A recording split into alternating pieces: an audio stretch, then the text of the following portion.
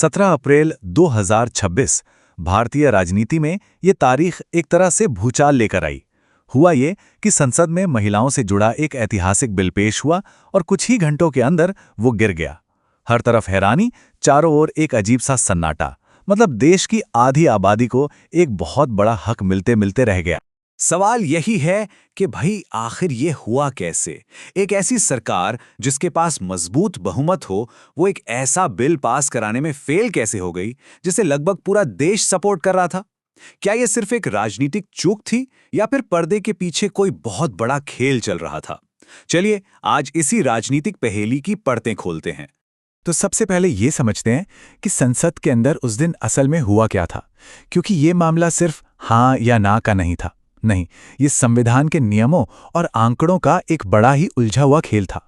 अब देखिए, पहली नजर में जब आप ये नंबर देखते हैं तो लगता है कि ये तो एक साफ सुथरी जीत है। बिल के पक्ष में 298 वोट्स, विपक्ष में 230। कोई भी कहेगा कि बिल तो आराम से पास हो गया, लेकिन असली कहानी इन आंकड़ों में नहीं, संसद के नियमों में छिपी थी।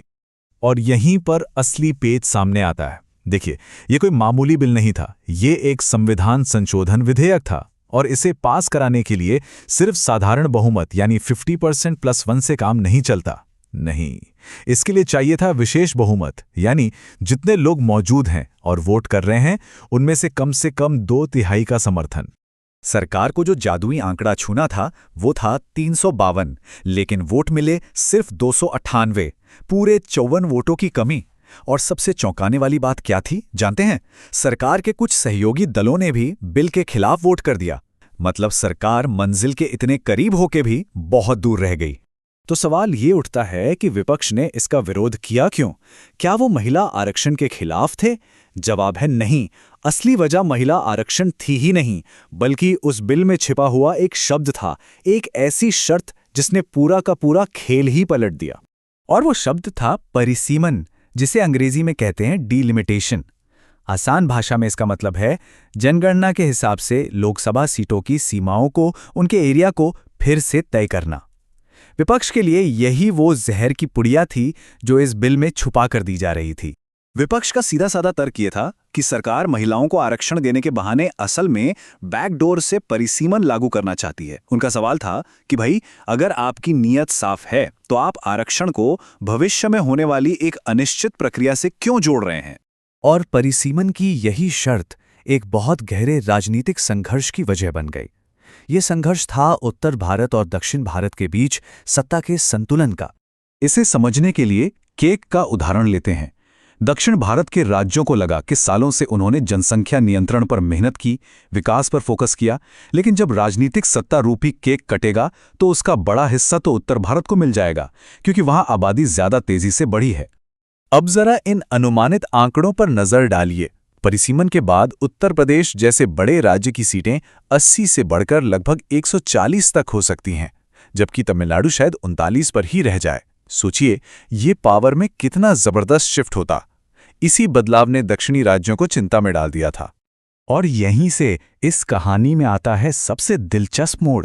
क्या सरकार की ये हार वाकई में एक हार थी, या फिर ये 2029 के चुनावों के लिए जानबूझकर चली गई एक बहुत सोची समझी, एक बहुत ही शातिर चाल थी? राजनीतिक गलियारों में अब यही चर्चा गर्म है कि हो सकता है सरकार ने ये दांव जानबूझकर खेला हो, एक ऐसा दांव जिसमें हार भी एक तरह की जीत ही साबित हो। तो ये कथित रणनीति थी क्या? इसे एक विन विन सिचुएशन बनाने की कोशिश की तरह समझिए। स्टेप 1, बिल पेश करो।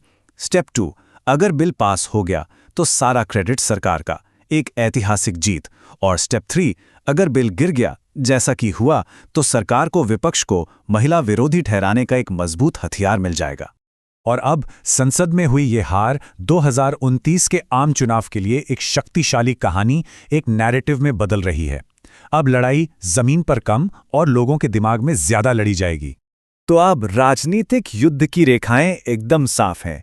एक तरफ सरकार का नैरेटिव है, हम तो आधी आबादी को उनका हक दे रहे थे, पर देखिए विपक्ष ने उन्हें रोक दिया।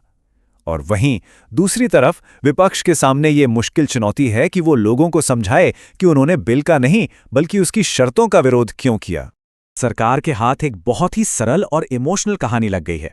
एक ऐसी कहानी जिसे वो अपने मुख्य महिला वोटर बेस को बहुत आसानी से सुना सकती है, और ये एक बहुत शक्तिशाली राजनीतिक हथियार होता है। लेकिन इस पूरी राजनीतिक शतरंज की बिसात और 2029 की इन रणनीतियों के बीच एक पल रुककर ये सोचना बहुत जरूरी है कि इस खेल की असली कीमत आखिर चुकाई किसने। ये लड़ाई कोई आज की नहीं है। सोचिए, पिछले 40 सालों से भारत में महिलाओं के लिए संसद में आरक्षण का संघर्ष चल रहा है। दशकों से ये बिल कितनी ही बार आया और ठंडे बस्ते में चला गया। और कड़वा सच यही है, सत्ता पक्ष हो या विपक्ष, दोनों ने 2029 के चुनाव को ध्यान में रखकर अपने अपने दांव चल दिए हैं। लेकिन इस पूरी प्रक्रिया में जो महिलाओं के प्रतिनिधित्व का मुख्य मुद्दा था, वो अनिश्चित काल के लिए टल गया है। तो आखिर में ये सवाल हम सबके लिए है। इस हार जीत के खेल में पार्टियों ने तो अपनी अपनी राजनीतिक जमीन बना ली, लेकिन जिस बराबरी के हक का वादा इस देश की आधी आबादी से किया गया था, उस वादे का क्या होगा?